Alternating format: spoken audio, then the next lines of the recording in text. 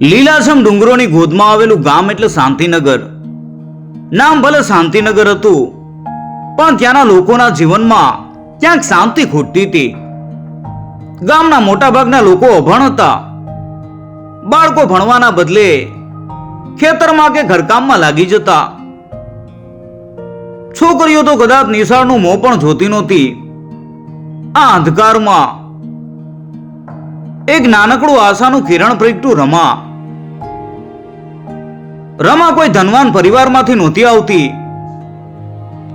એ તો હતી એક સાધારણ ખેડૂતની દીકરી. પણ એના મનમાં એક જુદો જ વિચાર રમતો હતો, અને એ વિચાર હતો શિક્ષણનો. રમાને બાળપણથી જ ભણવાનો ખૂબ શોખ હતો. ગામમાં એક જ સરકારી નિશાળ હતી, જ્યાં 5મા ધોરણ સુધી જ ભણી શકાતું. રમાએ ત્યાં સુધીનું ભણતર પૂરું કરી લીધું હતું, પણ એને હજુ વધુ ભણવું હતું. બાપુ, મારે આગળ ભણવું છે. એક દિવસ રમાએ પોતાના બાપુ કચરાભાઈને કહ્યું. કચરાભાઈ મહેનતુ અને ભલા માણસ હતા, પણ જૂનવાણી વિચારના. એણે કહ્યું, બેટા, છોકરીઓને ભણીને શું કરવું છે? છેવટે તો ઘરકામ જ કરવાનું છે ને. કચરાભાઈએ જવાબ આપ્યો. રમાની બા મણીબા પણ ટેકો આપતા બોલ્યા કે સાચું કહે છે તારા બાપુ. છોકરીઓનું ભણતર શું કામનું? આપણે તો નાનપણથી જ ઘરકામ શીખ્યા છીએ. રમાને આ સાંભળીને દુઃખ થતું. એને થતું કે શું છોકરીઓની જિંદગી ફક્ત ઘરના ચૂલા ચોકી પૂરતી જ સીમિત છે? એને લાગતું કે શિક્ષણ જ એક એવું હથિયાર છે જે જીવન બદલી શકે છે. તેણે પોતાના ગામની છોકરીઓને ભણાવવાનું સપનું જોયું, પણ આ એક મોટું સ્વપ્ન હતું. ગામમાં કોઈ છોકરી ભણતી નહોતી, અને લોકો માનતા કે છોકરીઓને ભણાવવાની જરૂર નથી. રમાએ આ વિચાર પોતાના બાળપણની બેનપણીઓ રાધા અને મીરા સાથે શેર કર્યો. રાધા થોડી ડરપોક હતી અને મીરા થોડી વ્યવહારુ.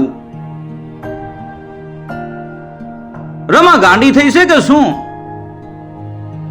રાધાએ હસતા હસતા કહ્યું, આપણા બાપુ તો આપણને બહાર પણ નથી જવા દેતા, અને તું નિશાળ ખોલવાની વાત કરે છે? મીરાએ પણ ટેકો આપતા કહ્યું, અને કોણ ભણવા આવશે? કોઈની પાસે સમય નથી અને કોઈને રસ પણ નથી. પણ રમાનું મન મક્કમ હતું. તેણે કહ્યું, જો આપણે શરૂઆત જ નહીં કરીએ તો કઈ રીતે ખબર પડશે કે સફળ થઈશું કે નહીં? આપણે ફક્ત પ્રયત્ન કરવાનો છે. જો એક પણ છોકરી ભણવા આવશે તો મારું સપનું સાકાર થશે. આ દિવસથી રમાએ પોતાના સ્વપ્નને પાંખો આપવાનું શરૂ કર્યું. એને લાગતું કે જો એ એકલી પણ કામ શરૂ કરે તો ધીમે ધીમે બીજા પણ એની સાથે જોડાશે. એને આશા હતી કે એક દિવસ એનું સપનું જરૂર સાકાર થશે. રમાનું સપનું મોટું હતું, પણ એની પાસે કોઈ સાધનો નહોતા.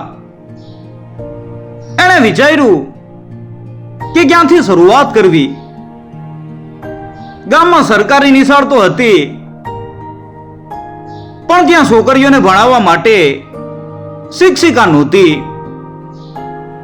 અને પુરુષ શિક્ષક પાસે છોકરીઓને મોકલવા લોકો તૈયાર નહોતા.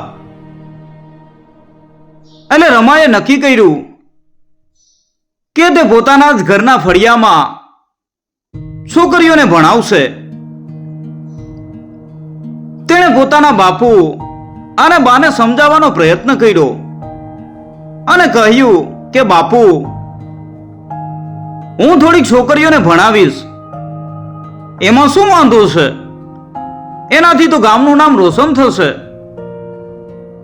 કજરાભાઈ અને મણિબા હજી પણ સંમત નહોતા. આ બધું શું ડાપણ છે? તારું ધ્યાન ઘરકામમાં લગાડ. એને મણિબાએ કહ્યું. પણ રમાએ હિંમત ન હારી.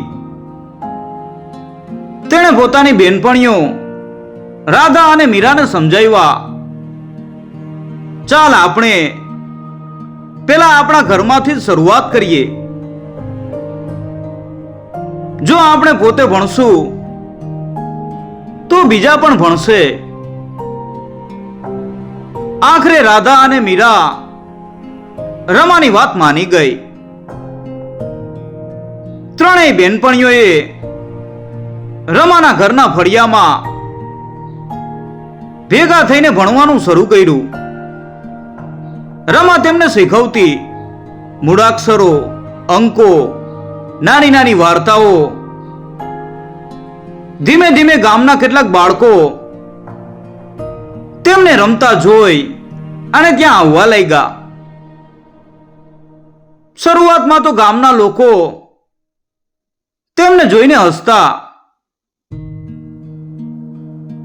આ છોકરીઓ શું નિશાળ ખોલશે?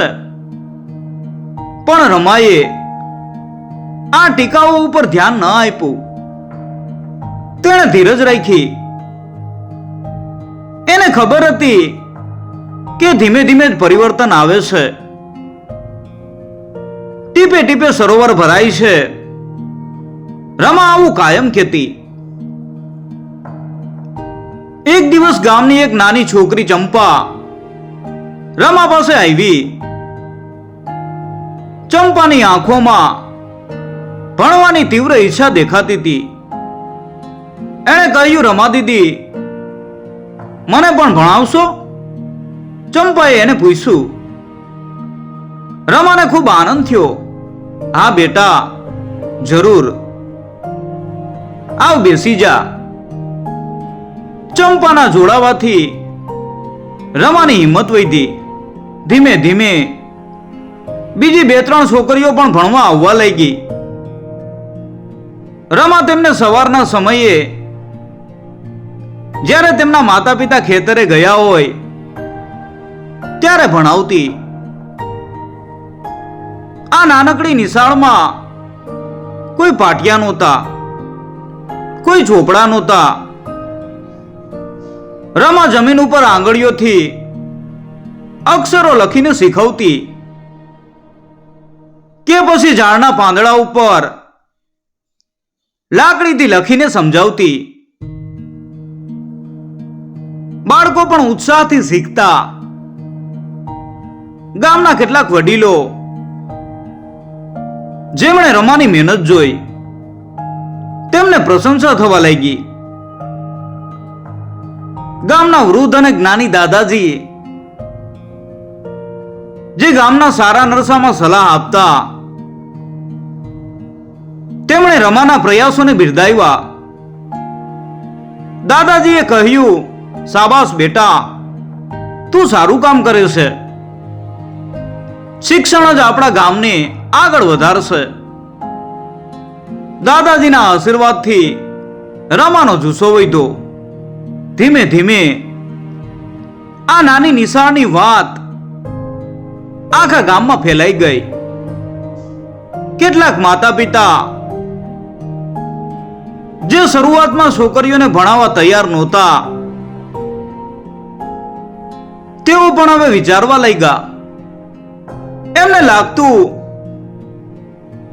કે જો રમા મહેનત કરીને ભણાવતી હોય તો તેમની છોકરીઓને પણ શીખવા મળે તો શું ખોટું. એક દિવસ ગામના સરપંચ ભીખાભાઈ રમાની નિશાળ જોવા આવ્યા. જોયું કે રમા કેટલી લગનથી બાળકોને ભણાવતી હતી અને બાળકો પણ કેટલા ઉત્સાહથી શીખતા હતા. ભીખાભાઈને આ જોઈને ખૂબ આશ્ચર્ય થયું. એમને લાગ્યું કે રમાનું આ કાર્ય ગામ માટે એક મોટો સંદેશ છે. સરપંચ ભીખાભાઈ રમાની નિશાળ જોઈને ખૂબ પ્રભાવિત થયા. તેમણે રમાને બોલાવીને કહ્યું કે બેટા, તારું આ કામ ખૂબ સરસ છે. તું એક દીવો પ્રગટાવે છે જે આખા ગામને અજવાળું આપશે. ગ્રામ પંચાયત તને પૂરો સાથ આપશે. સરપંચના સમર્થનથી રમાને ઘણી હિંમત મળી. તેમણે ગામમાં એક નાનકડી જગ્યા નક્કી કરી જ્યાં એક નાનકડી ઓરડી બનાવી શકાય, જેથી છોકરીઓ બેસીને ભણી શકે. ગામના લોકોએ પણ આ કામમાં સાથ આપ્યો. કેટલાક લોકોએ લાકડા આપ્યા, કેટલાક લોકોએ માટી અને કેટલાક લોકોએ મફતમાં શ્રમદાન કર્યું. કાનજી અને રઘુ જે રમણીયપુરમાં માધવ સાથે કામ કરતા હતા, તેઓ પણ આ વાત સાંભળીને મદદ કરવા આવ્યા. માધવની સફળતાથી પ્રેરાઈ કાનજી અને રઘુને પણ એમ લાગતું કે શિક્ષણનું કામ એટલું જ મહત્વનું છે જેટલું પાણીનું. તેમણે રમાને બાંધકામમાં મદદ કરી. ધીમે ધીમે એક નાનકડી ઓરડી તૈયાર થઈ ગઈ. ગામના લોકોએ તેને રમાની નિશાળ નામ આપ્યું. હવે વધુ છોકરીઓ ભણવા આવવા લાગી. રમા તેમને રોજ સવારે ભણાવતી અને સાંજે પોતે પણ વાંચીને નવું નવું જ્ઞાન મેળવતી. રમાએ જોયું કે છોકરીઓને ભણાવવા માટે પુસ્તકો અને પાટિયાની જરૂર છે, પણ ગામમાં પૈસા નહોતા. તેણે વિચાર્યું કે કઈ રીતે આ સમસ્યા હલ કરવી. તેણે આજુબાજુના શહેરોમાં જઈને લોકો અને સંસ્થાઓ પાસે મદદ માંગી. શરૂઆતમાં તો તેને ઘણી મુશ્કેલી પડી. લોકોએ ધ્યાન ન આપ્યું અને કેટલાક લોકોએ મજાક પણ ઉડાવી. પણ રમાએ હિંમત ન હારી. એ સતત પ્રયત્ન કરતી રહી. આખરે એક સમાજ સેવિકા દેવીબેન રમાના પ્રયાસોથી પ્રભાવિત થયા. તેમણે રમાને થોડાક પુસ્તકો, પાટિયા અને ભણતરની બીજી જરૂરી વસ્તુઓ અપાવી. દેવીબેને રમાને કહ્યું કે બેટા, તારી નિષ્ઠા અને મહેનત જોઈને મને ખૂબ આનંદ થયો. તારા જેવા યુવાનો જ આ સમાજ બદલી શકે છે. પુસ્તકો અને પાટિયા મળતા રમાની નિશાળમાં ભણતરનું કામ વધુ સારી રીતે થવા લાગ્યું. છોકરીઓ ઉત્સાહથી ભણતી. તેઓ અક્ષરો ઓળખતા શીખ્યા, નામ લખતા શીખ્યા અને નાની નાની વાર્તાઓ વાંચતા શીખ્યા. તેમની આંખોમાં જ્ઞાનનો પ્રકાશ દેખાવા લાગ્યો. રમાના બાપુ અને બા, કચરાભાઈ અને મણિબા હવે પોતાની દીકરીની સફળતા જોઈને ગર્વ અનુભવવા લાગ્યા. તેમને લાગતું કે તેમણે ખોટો વિચાર રાખ્યો હતો. કચરાભાઈ ગર્વથી કહેતા, આપણી રમાએ તો આખા ગામનું નામ રોશન કર્યું. એક દિવસ ગામમાં એક મોટો મેળાવડો હતો. આજુબાજુના ગામના લોકો પણ ત્યાં આવ્યા હતા. રમાની નિશાળની છોકરીઓએ સ્ટેજ ઉપર ચડીને એક નાટક ભજવ્યું. નાટક શિક્ષણના મહત્વ ઉપર આધારિત હતું. છોકરીઓએ એટલું સુંદર પ્રદર્શન કર્યું કે બધા દંગ રહી ગયા. લોકોએ તાળીઓના ગડગડાટથી એમનું સ્વાગત કર્યું. આ નાટક જોઈને ઘણા લોકોની આંખો ખુલી ગઈ. એમને સમજાયું કે શિક્ષણ છોકરીઓ માટે કેટલું મહત્વનું છે. કેટલાક માતા પિતાએ તો તરત જ પોતાની દીકરીઓને રમાની નિશાળમાં મોકલવાનું નક્કી કર્યું. અને આવી રીતે રમાએ પ્રગટાવેલો શિક્ષણનો દીવો ધીમે ધીમે આખા ગામમાં અજવાળું ફેલાવી રહ્યો હતો. શાંતિનગર ગામમાં હવે શાંતિની સાથે સાથે જ્ઞાનનો પણ વાસ થઈ રહ્યો હતો. રમાની નિશાળની ખ્યાતિ ગામ પૂરતી સીમિત ન રહી. આજુબાજુના ગામોમાં પણ એ ખ્યાતિ ફેલાઈ ગઈ. લોકો દૂર દૂરથી પોતાની દીકરીઓને ભણાવવા માટે શાંતિનગર મોકલવા લાગ્યા. હવે રમા એકલી આટલા બધા બાળકોને ભણાવી શકતી નહોતી. એટલે તેણે પોતાની બેનપણીઓ રાધા અને મીરાને પણ ભણાવવા માટે તૈયાર કર્યા. રાધા અને મીરા જે શરૂઆતમાં ડરપોક અને વ્યવહારુ હતા, તેઓ હવે રમાના સૌથી મોટા ટેકેદાર બની ગયા હતા. તેઓ પણ રમા પાસેથી ભણાવતા શીખ્યા અને હવે તેઓ પણ શિક્ષિકા બનીને છોકરીઓને જ્ઞાન આપતા હતા. ગામના યુવાનો પણ હવે રમાના મિશનમાં જોડાઈ રહ્યા હતા. કેટલાક યુવાનોએ ભેગા મળીને ગામમાં પુસ્તકાલય બનાવવાનું નક્કી કર્યું, જેથી બધા લોકો વાંચી શકે. કેટલાક યુવાનોએ ખેડૂતોને નવી ખેત પદ્ધતિઓ શીખવવાનું શરૂ કર્યું, જેથી તેમની આવક વધી શકે. શાંતિનગર ગામમાં હવે એક નવો પરિવર્તનનો પવન ફૂંકાતો હતો. શિક્ષણના કારણે લોકોના વિચારોમાં પરિવર્તન આવ્યું. હવે છોકરીઓને બોલવાની અને પોતાના વિચારો રજૂ કરવાની આઝાદી મળી હતી. તેઓ હવે ઘરની 4 દિવાલો પૂરતી સીમિત નહોતી. રમાને સરકારી નિશાળમાંથી પણ પ્રસ્તાવ આવ્યો કે તે ત્યાં ભણાવે. રમાએ ખુશી ખુશી આ પ્રસ્તાવ સ્વીકાર્યો. હવે તે આખા ગામની છોકરીઓને ભણાવતી હતી. સરકારી નિશાળમાં પણ